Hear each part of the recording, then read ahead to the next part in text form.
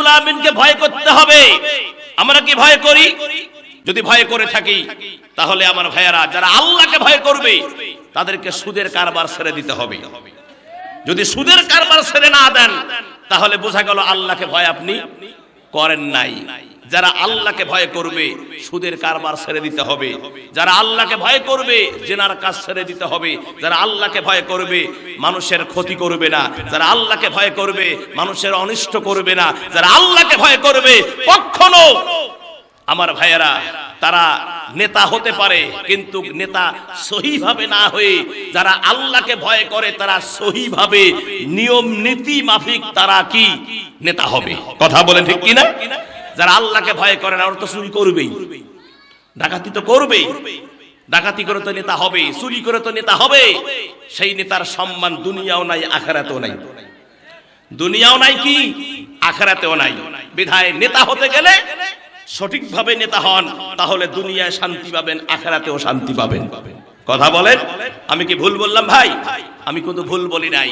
বিধায় আমার ভাইয়েরা, আল্লাহকে ভয় করতে গেলে কোরআন মাফিক সর্বপ্রথম কোরআন মাফিক জীবন করতে হবে। যে কোরআন আল্লাহ জাতির জন্য নিয়ামত করে পৃথিবীবাসীর জন্য প্রেরণ করেছেন, আমার ভাইয়েরা এই কোরআন মাফিক জীবন করতে হবে। কোরআনে শুধু নামাজের কথাই নাই, কোরআনে শুধু রোজার কথাই নাই, কোরআনে শুধু জিকিরের কথাই নাই, কোরআনে শুধু আমার ভাইয়েরা এই দুনিয়াদারির কথাই নাই, কোরআনে শুধু জাহান্নামের কথাই নাই, কোরআনে শুধু জান্নাতের কথাই নাই।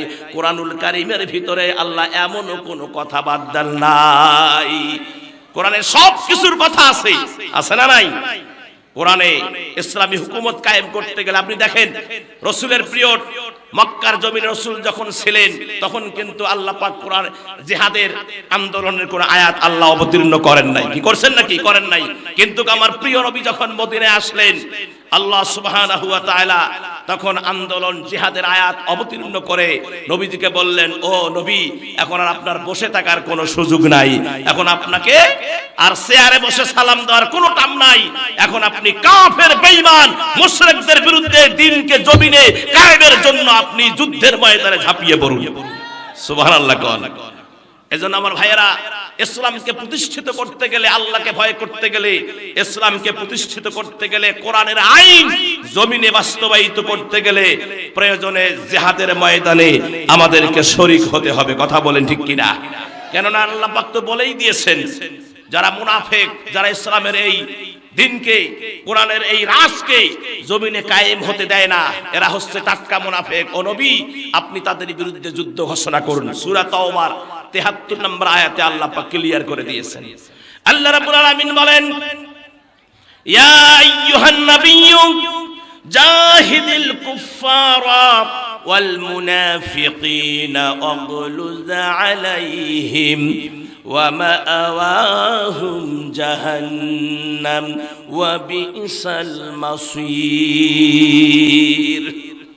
ও নবী, আপনি মুনাফিক আর মুশরিকদের বিরুদ্ধে, কুফফার যারা, মুনাফিক যারা, তাদের বিরুদ্ধে আপনি যুদ্ধ ঘোষণা করুন। তাদের ঠিকানা হলো জাহান্নাম।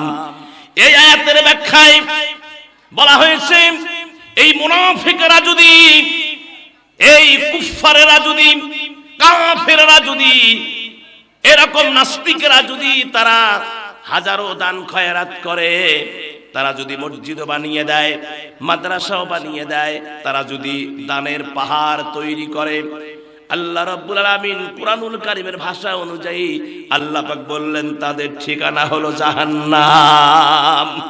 তার কারণ ইসলামের বড় ক্ষতি যেটা হয়েছে কাফেরদের দ্বারায় যতটুকু হয়েছে তার চেয়ে বেশি ক্ষতি হয়েছে কার দ্বারায়? মুনাফিকদের দ্বারায়। এটা হলো রাসূলের কথা যে মুনাফিকদের দ্বারায় বেশি ক্ষতি হয়েছে। আর আমাদের বাংলাদেশে মুনাফিকের অভাব নাই। কথা কোন না আছে?